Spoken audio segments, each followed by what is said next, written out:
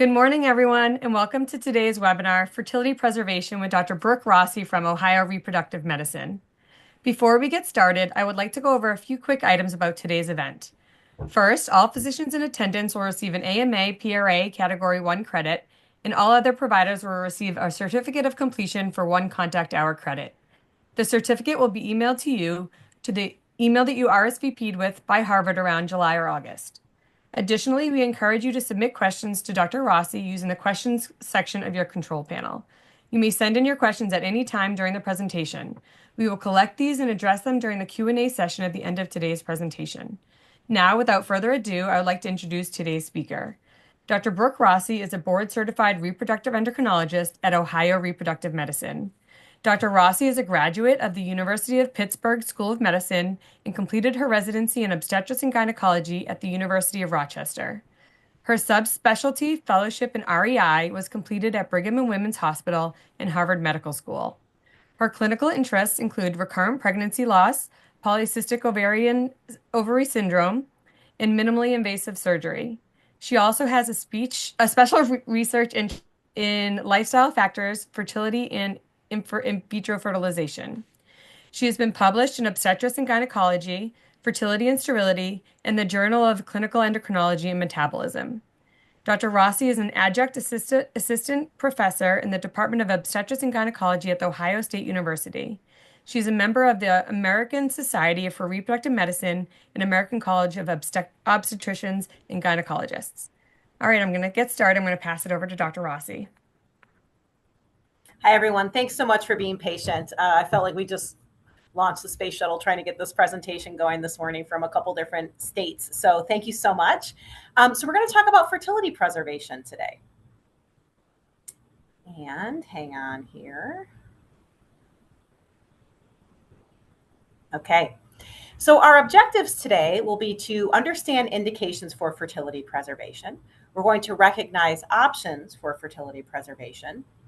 And then a big chunk of our conversation today is going to be discussing elective oocyte cryopreservation.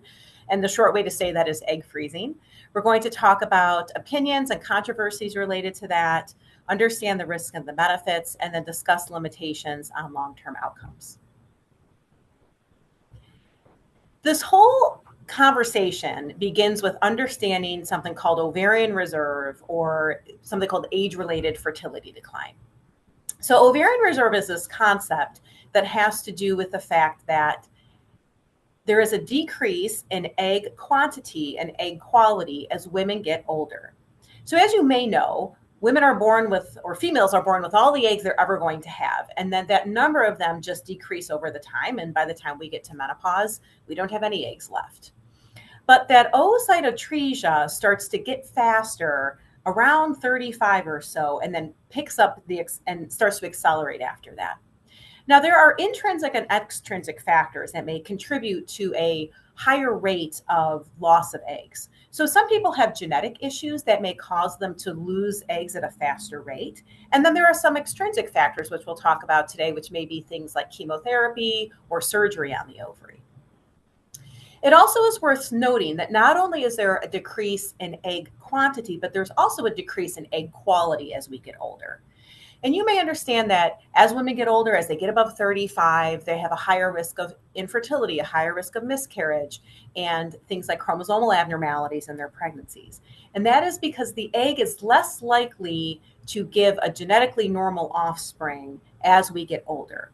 There's sort of a microarchitecture in the egg. So when the sperm and the egg get together and recombination happens, as we get older, the eggs are less likely to have that go properly. And so they're more likely to sort of give an abnormal number of chromosomes, which relates to all of these outcomes we just discussed. And one of the main reasons we know this to be true is what we can see in this graph here. So this is a chart actually looking at IVF data. And the orange bar is looking at women using their own eggs as they get older. And then the purple is women at different ages using an egg donor. And what you can see as women get older, so as they go from 34 to even 44, there is a significant decrease in the chance of having a baby. But yet, if we maintain sort of the same age of the egg, if women use egg donors, which are often, eggs from women that are in their 20s, we can see that they can maintain that live birth rate. So in fact, it really is the quality and the age of the egg that is important when we think about ovarian reserve. In the world of infertility, we check ovarian reserve all the time. And the indications for it may be if someone's over 35 years old, if they have a family history of premature ovarian insufficiency, if they have either a history of ovarian surgery, chemotherapy, or pelvic radiation, or sometimes if they're planning to undergo those procedures. And then we also use ovarian reserve to help us plan in vitro fertilization treatments. Now, years ago, probably the best way to check ovarian reserve, and still actually a good way to check now, is to do a day 3 FSH and estradiol level. And it's actually quite important when trying to interpret ovarian reserve that the FSH level be done at the very beginning of the ovarian cycle. So it really needs to be done either day 2, 3, or 4. And it's also very helpful for it to be checked with an estradiol level because it helps us interpret it. Anything less than 10 is considered normal. And then an estradiol less than about 60 to 80 is normal. There's also a way to do ovarian reserve by looking at an antral follicle count, which is looking at the ovaries again in the early follicular phase to see how many antral follicles there are. And I would say in the last 10 or 15 years, one of the most common ways for us to look at ovarian reserve is to check an anti-Müllerian hormone level or an AMH level. One of the nice things about AMH levels is that you can check it at any point in the cycle. You can check it if people have IUDs or if they're on birth control pills. So it's a much easier test to do for patients. And everybody's AMH level goes down as they get older. So what's normal for one person who's 30 might not be normal at 40. But in general, levels somewhere around 2 are normal, and anything below 1 is considered low. It's very important when we think about ovarian reserve to understand that it really only should be used for treatment planning and expectations. And it does not predict fertility or infertility. So one of the things that's happening right now is women are getting, sometimes women are getting asking to have these levels checked. There's direct to consumer marketing for women to do this testing at home, or sometimes well-intentioned doctors are trying to answer questions about somebody's potential fertility and checking these labs. We just always want to be careful to understand that, if a patient comes in and she's never tried to get pregnant and her AMH level is low, she might be fine. We know that in fertile patients, FSH levels and AMH levels can be quite variable. And so we would never want to tell a woman, oh, hey, your AMH level is really good. Don't worry, you don't have to get pregnant until you're 42, because that's not true. But we also don't want to cause people to panic if they're younger and their AMH levels is lower, because they may have fertility that's perfectly normal. So we're going to talk about candidates for fertility preservation. So these are I would say, the most straightforward patients. I don't think there's any debate about these types of patients undergoing fertility preservation. So we have patients who have childhood cancers, patients who have adult onset cancers like breast cancer, and then other conditions like autoimmune diseases, hematologic issues, and metabolic diseases. Some of these treatments and the medicines may affect ovarian reserve. So it would be reasonable to consider these fertility preservation in these patients. If we have a patient who is planning to have surgery on their ovaries, so maybe they have endometriosis or ovarian cysts, or maybe they're doing risk reducing, oophorectomy, those would be patients who may want to do fertility preservation. And then any patients who are undergoing pelvic radiation or stem cell transplant may be also candidates for fertility preservation. Now, the other thing just to consider is other patients who may be candidates. So these are patients who have genetic issues affecting ovarian reserve. So there are some patients who may come to us and say, I know that the FMR gene mutation is in my family. I know I'm at risk for premature ovarian failure. I want to freeze my eggs or create embryos because I'm at risk for early menopause. Gender affirming treatment. So patients who may be trans men may want to freeze eggs before they undergo therapy. And then one of the most common things that we do quite frequently is to limit the amount of embryos that we create, either because of political or religious reasons or ethical reasons for patients. So we have some patients who do not want to discard embryos. And so in those patients, we will limit the amount of eggs that we fertilize. We may freeze extra eggs, and that allows them to limit the amount of embryos created. And then we have deferred childbearing for non-medical indications, which are that group of patients who may say, I'm not quite ready to have a kid yet, but I know I want a child one day, and I would like to have a child later in life.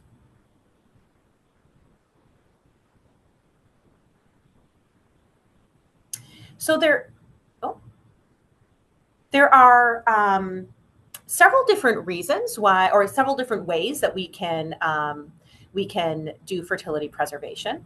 So there actually were, I'm not quite sure, there were a few other points that were on the top of the slide. So they were things like egg freezing. It's very common. So that would be I would say the kind of like the standard of care right now in post-menarchal people who want to freeze eggs would be egg freezing. If they have a partner and they are sure they want to have children with their partner, they may choose to do embryo freezing. Now, for some patients who don't have time to egg freeze, or for some children, we may consider doing ovarian tissue freezing. That requires, it's a little bit more, I don't want to say intensive, but it's not as widely done. There is a program in Columbus that we can do that at, but that would be the reason. The main reasons we do that is really for children. One of the more controversial areas is doing medical suppression. So the idea with medical suppression is using something like a GnRH agonist to sort of quiet the ovaries down with the thought that, well, maybe if the ovaries are quiet and not really metabolically active, maybe they're less responsive to these chemotherapies or this treatment that may affect them. It's very controversial. It's not totally clear. So we try to not use that unless we have unless every other option is not available to the patient. And that is different than using a GnRH agonist or Lupron to induce amenorrhea in patients who are undergoing chemotherapy. For some patients who will be having pelvic radiation, they may have a surgical procedure called ovarian transposition, where they pull the ovaries out of the pelvis, out of the radiation field. And then, of course, one of the most common and simple things that we can offer to our male patients would be sperm freezing.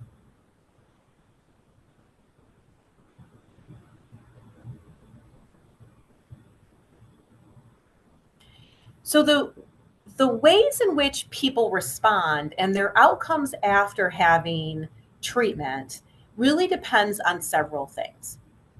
So how their ovarian reserve is affected really depends on the patient's age, such that someone who's 25 might have less impact of the chemotherapy than someone who's 40. The stage and the disease of cancer, and then the type of chemotherapy, how many courses of chemotherapy they needed, the type, obviously the radiation, surgery, all of these things may affect ovarian reserve. And, obviously top priority is helping the patient treat that specific disease. And then in some ways, we just have to sort of figure it out later. And what I mean by that is, I will see patients who may come to us and say, I had, chemotherapy for Hodgkin's lymphoma when I was 20. Now I'm 26. What do I do? We don't know. Sometimes we will check ovarian reserve and see where they are. Sometimes these people haven't even tried to get pregnant yet. But some of the outcomes may be that they have acute ovarian insufficiency. And this is actually quite common, that during the actual treatment, patients will stop having menstrual cycles. But often their periods will come back. The ovaries will sort of turn on and start functioning again. Just because the ovaries appear to be functioning again, like just because people start having regular cycles, doesn't mean the ovarian reserve has not been affected, and doesn't mean that that patient they still may be at risk for having premature ovarian failure. So that would be the role of checking ovarian reserve and, letting them know that their fertility may be affected, and to really encourage them to, get some assistance with understanding what their ovarian reserve and their fertility may be after they've been treated.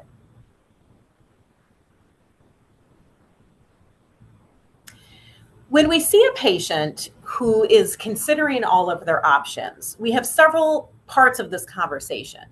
And sometimes we will consider their age, and this goes both ways. Like I had a patient who was 20 years old who was undergoing chemotherapy. It probably wasn't one that was really going to affect the ovaries. And I think her parents kind of said, look, she's young. She's probably going to be okay. We don't want to pay thousands and thousands of dollars over time to store eggs, we're not going to do it. Now, on the flip side, you may have someone who's in their early 40s who says, my chances aren't going to be that good. I also don't want to undergo the procedure. So age is, as it is for most fertility issues, it's a very important factor in our conversations. We need to know how much time we have for treatment. So it takes us about 2 weeks to undergo an egg freezing cycle. And so it's very important that we have conversations with the oncologist about how much time we have before they want to start treatment. The type of cancer and the treatment is very important. We've had patients who have had gynecologic malignancies where, we actually can't reach the ovaries because of maybe a pelvic mass. So all of that is really important in sort of planning. Costs are a major factor for patients, trying to understand if they have insurance coverage or not. And again, how much will they spend over time freezing, storing the frozen gametes. Parenting goals is really important to understand, like how much does this person want to be a parent in the future? Are they willing to undergo this procedure? And then access to sperm. And what I mean by that is, now that egg freezing is the standard of care, it allows women who don't have partners to freeze eggs. If a woman has a partner, if they were just about, just got married, ready to start to have a family, maybe she would freeze embryos instead of eggs. And then the most important thing is that, we love to see these patients as soon as possible. Even if they come and talk to us, we talk about all their options, even if they decide to not do something, or even if, it ends up being at a different time. Like I had a patient recently, I just saw a couple weeks ago, when she came, like we knew that she had insurance benefits for egg freezing, but she didn't know that. And if that was the major reason for her not coming, and she didn't give us even an opportunity to talk with her about that, that would have been an issue. So it never hurts to have the conversation to, it's a brief visit, but at least we can help patients make a good decision for them. Okay, so now what we're going to focus the rest of our conversation on is this long title called Egg Freezing and Delayed Childbearing for Non-Medical Indications, which basically means egg freezing for age. So that's what we're going to kind of talk about more, because it's kind of a hot topic, I would say, for a lot of OBGYNs and primary care doctors. As we talked about, there is age-related fertility decline, and that's what our first couple slides were about, the fact that the eggs lose their quality and we lose the quantity of eggs as we get older. So this is in conflict as women gain more education, as they start their careers. All of these things are happening at the same time that they are starting to have decreased ovarian reserve. And so this delay in childbearing has sort of brought us to start to think about this as an option. And many women are trying to use egg freezing to preserve their fertility. Egg freezing so in vitro fertilization in general has been around for about 40 years or so. Egg freezing is a little bit of a newer process. I mean, they've had babies that have been born from egg freezing for decades, but the way in which we freeze eggs has changed over time, which has allowed us more access for more patients. And it's really only been since about 2012 or 2013 that the FDA has deemed it non-experimental. And when that happened, it gave much more access to patients and allowed us to offer patients egg freezing in a much larger scale.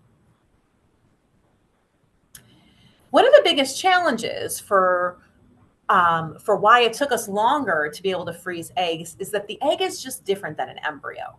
So an egg that is fertilized is an embryo, and that embryo, we've been freezing embryos for a really long time. They tolerate freezing and thawing better, but an egg is much more delicate and fragile. It has to do a little bit with, like, again, this microarchitecture in the egg itself and its susceptibility to being damaged by some of the chemicals that have to be used in the freezing and thawing process. In addition, there's more water in the egg, and so it's at higher risk for having these ice crystals form. Also, when we freeze eggs, the zona pellucida, which is like the shell around the egg, can get harder. So we have to make sure that we knew how to fertilize the eggs. And the biggest change that's happened is that we needed this technology called vitrification, which is how we actually freeze eggs and embryos now, which means that we freeze them very quickly. And that vitrification has allowed us to have much better egg survival in the freezing and thawing process. So that's really been the key step in our ability to freeze eggs and offer it to patients.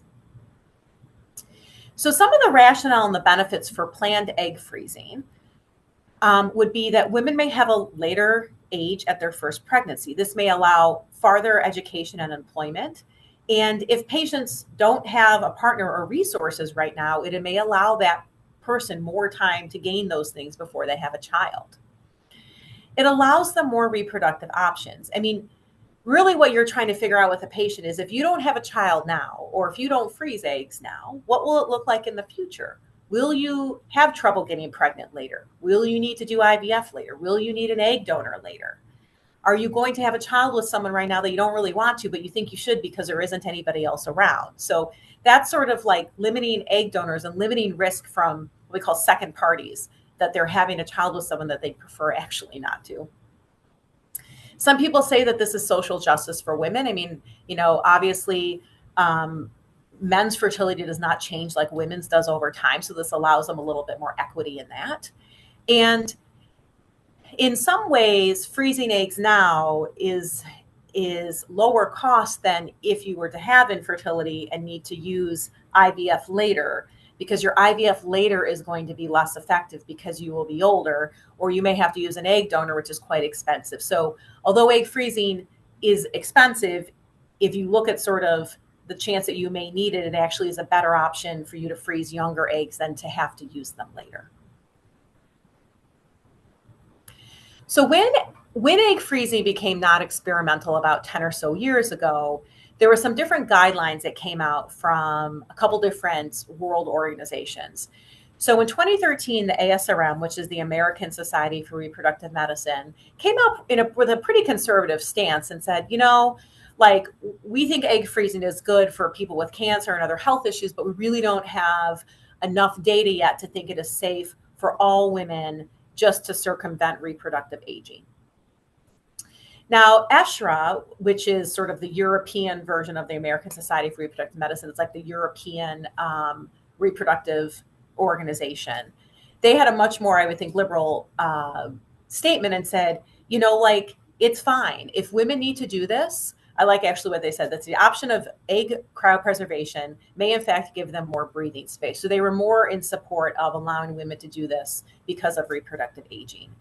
And when the FDA deemed this to be non-experimental, egg freezing, the incidence and the prevalence of egg freezing really just went up. We started to see this happen all over the place. We started to see new clinics open, and the rates really started to increase.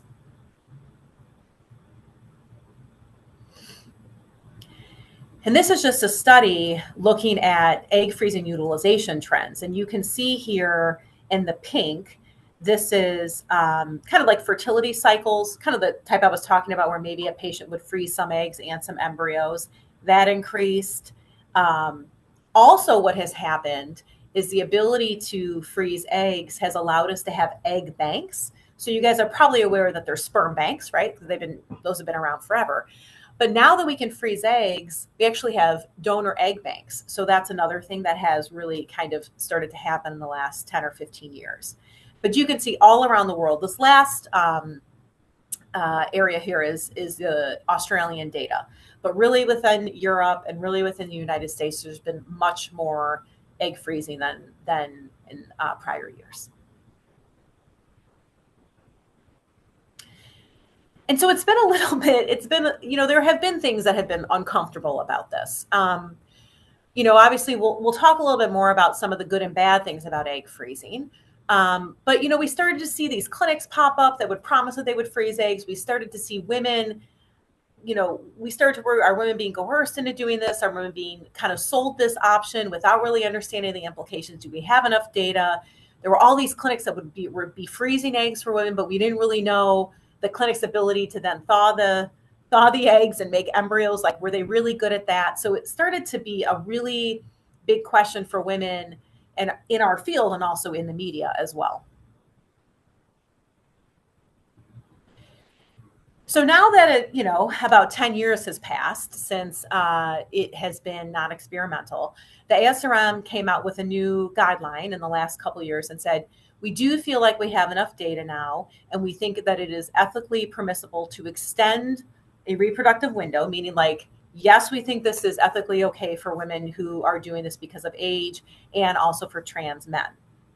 But they do say in this statement, they still want us to recognize that we just want to make sure we don't have misplaced confidence in the effectiveness. Like we still need women to understand that there is no guarantee, there is not 100% chance that this is all going to work, and that we still only have like a decade of long-term outcomes on, women having this done and also babies being born from frozen eggs. I just want to spend the next couple slides really kind of talking about the logistics of egg freezing. Like, what does a patient undergo in this process? It doesn't really have to be a huge thing. And what I mean by that is I may see a patient who has questions about considering egg freezing. I can get an AMH level. We get some extra labs. I do an ultrasound to make sure that we can get to her ovaries.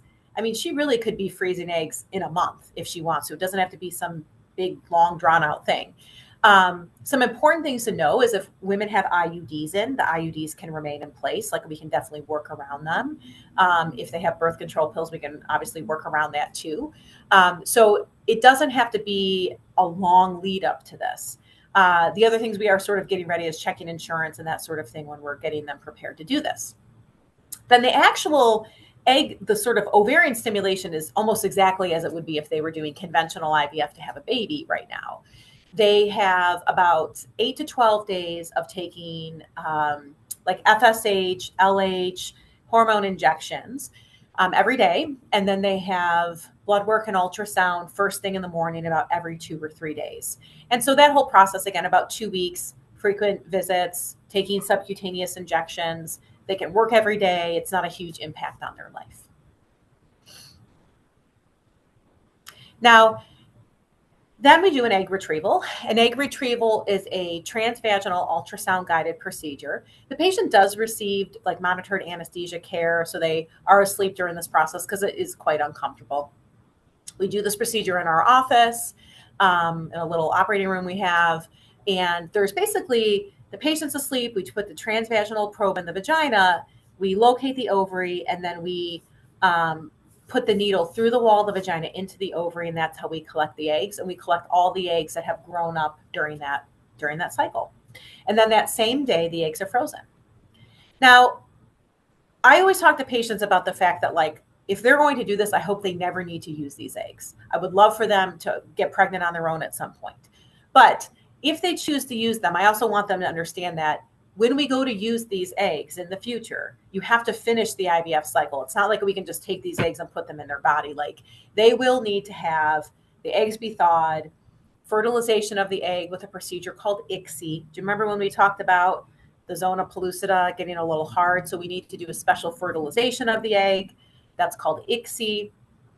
The embryo then grows, and then it can be placed inside the uterus, or it can be tested. The other thing that's important to understand, as you may have heard, something called pre-implantation genetic testing, which is where we test embryos to see if they have the right number of chromosomes, like to ensure that they are euploid. Any genetic testing can't occur on the egg. It only can occur on the embryo. So when patients have questions about that, we can always do that, but we can't do it until they actually create embryos. In general, doing this process is very safe and very low risk. There is a very small risk of ovarian hyperstimulation syndrome, but quite frankly, like in the last 10 years, the world, including us, have gotten much better at monitoring for hyperstimulation and preventing it with different medications and protocols. So the risk of ovarian hyperstimulation is quite low. It's probably less than 1%. Also a less than 1% risk of bleeding, infection, or damage to pelvic organs during the retrieval. Same thing, low risk of anesthesia risks. And then, I just think it's worthwhile to just mention to patients that, we have over 40 years of data on women who have done egg freezing in the setting or done IVF in the setting of having infertility. There don't seem to be significant increased risks of cancer. I don't think that there'd be any reason why we'd worry that we're like using the eggs up now and they'll have infertility down the road. That's not really how it works. So I do think it's safe, but we do have to let patients know that we don't have a a ton of long-term data on women who we don't know if they have infertility or not doing this type of procedure. So, as women are considering this, they need to be thinking about some big questions like, what is the risk of me doing it? What are the benefits of me doing it? And then how many eggs do I actually need in this process? And, we always want patients to get a lot of eggs when they're doing this, but we are limited in the number of eggs we get by, quite frankly, the age of the patient and then what their ovarian reserve is. So we're always trying to have conversations with patients about, okay, how old are you? What's the chance that egg is going to be genetically normal? And how many are we going to get? The chance that the egg is genetically normal is really dictated by their age. The number of eggs that we get is really dictated by their ovarian reserve or like their AMH level. So, we try not to say no to people because, if a woman comes and either her AMH level is low or she's, in her early 40s, it's not that she can't do it. She just has to have very open eyes about how many eggs she needs. So this is what we're going to talk about next. We just want to make sure that it's worthwhile for them. So I'm going to show you a couple different studies where they try to understand success rates based on how many eggs people get. So this was a study of patients undergoing egg freezing for elective reasons and for medical indications. Now, the good thing about this study is most of the eggs survived. So almost 90% of the mature eggs survived thawing, which was great. And that the live birth rates for people using fresh eggs and people using frozen eggs was about the same.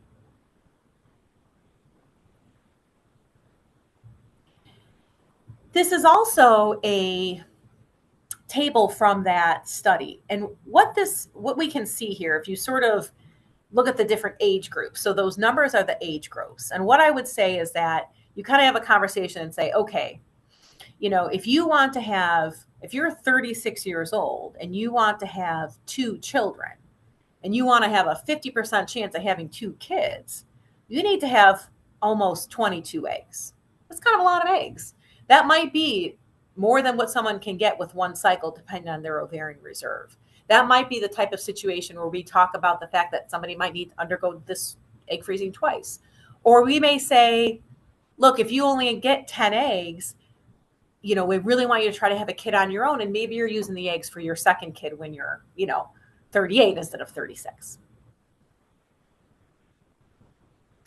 So from this study, they recommended that for women less than 38, they probably need to have about 15 to 20 eggs. And if you're 38 to 40, you need about 25 to 30 eggs. Again, that's great. Like, I would love to get that many eggs on patients, but we are limited by their ovarian reserve and their age. So it's just an important conversation to have with people to say, if we only get 8 or 10 eggs, here's what your chances are going to be. So they may need to batch eggs over several cycles. And also, I think this sort of leads us to think that the best time to freeze eggs, if people are going to do it, is probably in the early to mid 30s.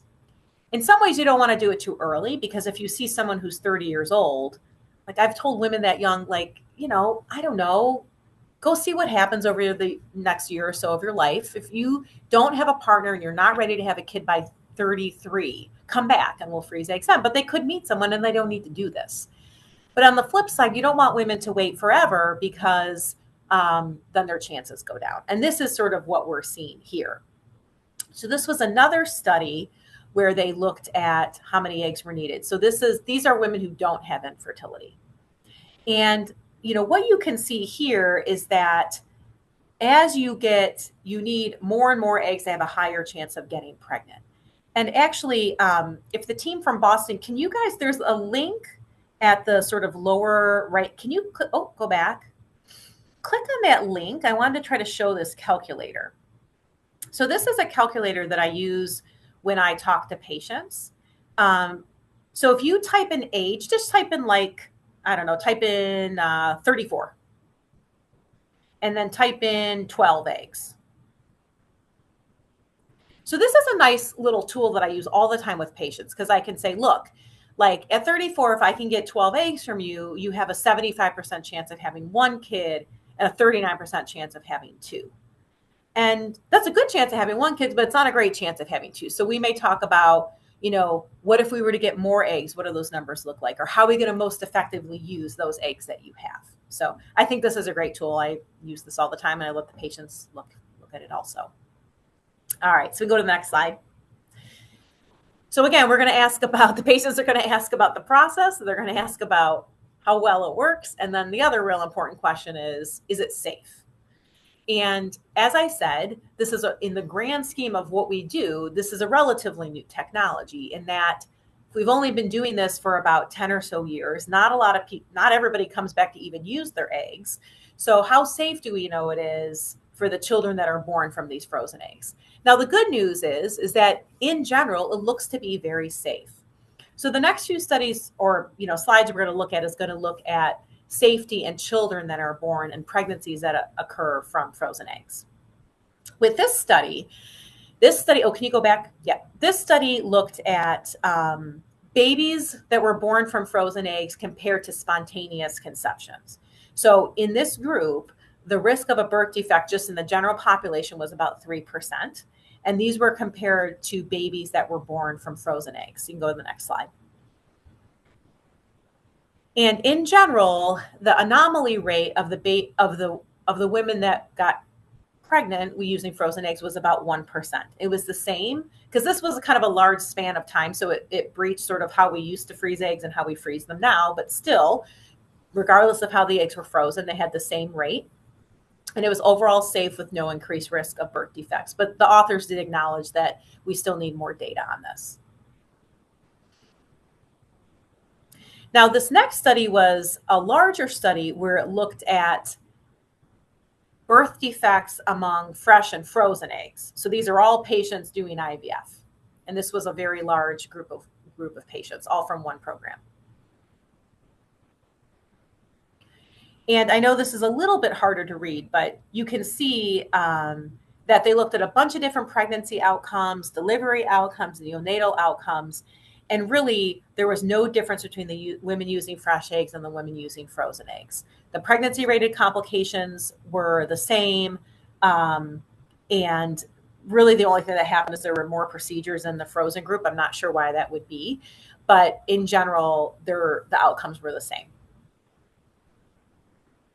And finally, this was the most recent study I could find from a couple years ago, looking at frozen eggs and a lot of different outcomes, including, you can see here, so it's multiple pregnancy rate, C-section rate, gestational age, APGAR score, birth weight, anomalies, and in general, these children were followed at 1, 2, and 6 years, but health factors seem to be the same and no difference in these overall outcomes. So in general, if we compare pregnancies and babies born from frozen eggs compared to fresh IVF eggs or the general population, there does not seem to be any increased risk of miscarriage, aneuploidy, congenital anomalies. The live birth rates seem to be the same, and there don't seem to be an increase in pregnancy complications. So the logistics of this. The cost is about the same as IVF. In general, if it's not covered by insurance, it's about $7,000 to $10,000, depending on where you go. And we actually have discounts for trainees like residents and fellows. Medications kind of vary on people's ovarian reserve, but can be anywhere from $3,000 to $5,000. And then there's storage, anywhere from $500 to $1,000 a year to store, to freeze the eggs. A lot of patients don't have insurance coverage for this, but there are. I mean, there's some big national companies and tech companies who do offer this, and it's been great for some patients who have been able to take advantage of that. It's not a huge impact on their lives. I mean, again, there's that 2 weeks where they're doing the blood work and the ultrasound and the appointments. There's one day they miss work for the retrieval. They do need to have somebody take them home. So somebody in their life needs to know they're doing this. But I do think that women can easily do this. And then we're just trying to balance all of these questions as we're thinking about egg freezing.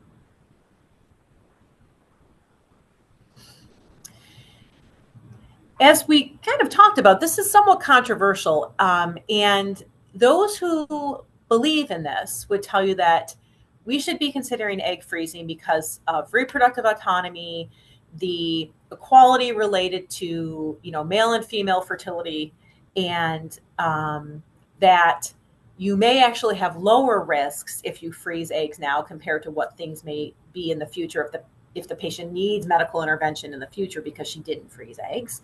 And it avoids third party and second party issues. Now, those who have concerns or are against egg freezing would cite concerns like, are we scaring women into doing this? It's a very tricky conversation to have with a woman to say, oh, by the way, you should consider doing this. And do you want kids? There are some women who don't want people in their business and talk about this. But on the flip side, we have women tell us all the time that no one told them that there's something called age-related fertility decline. So you have to be really careful about how we offer this to people. There's a question about whether we should have age limits. There's also a question about these companies that offer this to patients. Are they doing it because they want women to keep working? Like maybe the companies should just make their jobs easier so they could have a child if they wanted to. So, and there's, concerns about sort of what we know about this as well. So if patients, it's just worthwhile to know if either because of medical reason or they can't freeze eggs or whatever, like patients can still have the family they want to have. We always can consider things like egg donation, embryo donation. If cancer patients, if we have a cervical cancer patient, they can have a radical tracheolectomy, retain their uterus, and they can get pregnant with IVF that way. We can do medical therapy for endometrial cancer instead of a hysterectomy. If patients have a hysterectomy, they can use a gestational carrier as long as they have ovaries. Patients choose adoption, and there's even uterus transplantation that is being investigated. So when we're talking to patients about this, we always want to ask them, how do you feel about having a baby now? Like there are some patients who come in to talk about egg freezing and sort of start to consider donor insemination. Maybe that woman has a great support network and she actually wants to have a child now. We want to make sure that women know it's not an insurance policy. They still should consider having children, as soon as they can. And then we want to be really realistic about counseling them on ovarian reserve, age, chance of success, long-term outcomes, and then the other family building plans we have available.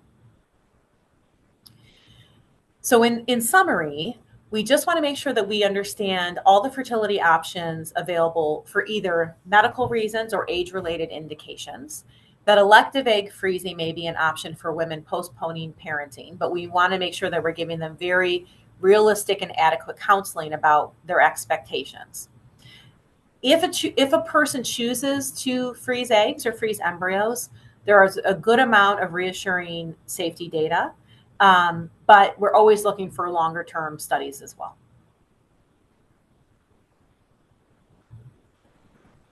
Thank you so much for listening today, and we'll see if there are any questions.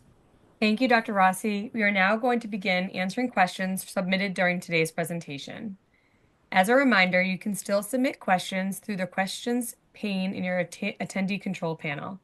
Our first question is there a minimal time frame you recommend between ovarian stimulation, the egg retrieval, and then subsequent use of GnRH agonist for menstrual ovarian suppression in the oncology setting? I can repeat that because it's a little bit long if you want. I think I understand. If somebody undergoes this process, the patients are going to have a period 2 weeks later or so, like 1 to 2 weeks later. You could give Lupron or GnRH agonist right away, but they're still going to have probably bleeding from that cycle. But you can give Lupron right away, and there isn't really a time limit or something you need to worry about with that. Great, thank you. The next question is there an age limit that you use for egg freezing? We don't have an age limit here. I think we really would try to not do it after 44. But aside from that, it really is just a conversation about what their age is and what their ovarian reserve is. And then, again, using something like that calculator to sort of, be very open with patients about what their chances are going to be and if it's worth it to them. It's a safe procedure. So if it's worth it to them, even if they have a low chance and that's the only option they have, it's not unreasonable, I would say. Thank you, Dr. Rossi. That was our last question. I appreciate you with all the technical difficulties that we had and everyone for sticking through with us. So thank you for attending today's webinar on fertility preservation. If you have any other questions, please contact myself, Alyssa Cooper, at ecooper@bostonivf.com. Once you leave today's webinar, you'll receive a survey on the presentation, and we would appreciate it if you could complete the survey and provide your feedback to help with future educational webinars. You will also receive a follow-up email within 24 to 48 hours with a link to view a recording of today's webinar. On behalf of Boston IVF, Ohio Reproductive Medicine, and Dr. Brooke Rossi, thank you for joining us today and enjoy the rest of your day. Thank you, Dr. Rossi. Thanks, everybody.